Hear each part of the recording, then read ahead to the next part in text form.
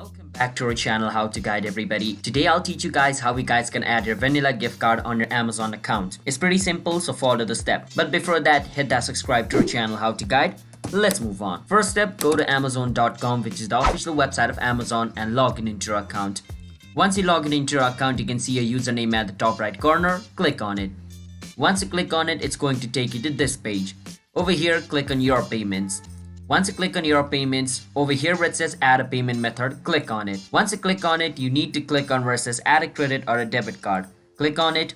And then what you need to do is enter the detail of your vanilla Visa gift card, like the 16-digit number of your vanilla gift card over here. And the card name, you can write anything you want, it doesn't matter, but you can also write vanilla over here. But this thing needs to be correct, alright? And over here, enter the expiration date of your card. And enter its CVV code or CVC code and click on add your card, and your vanilla gift card will be added over here. Then you can use it to buy anything you want on Amazon. So that's how you guys can add your vanilla gift card on Amazon. Hit that subscribe to our channel How to Guide them. Bye bye.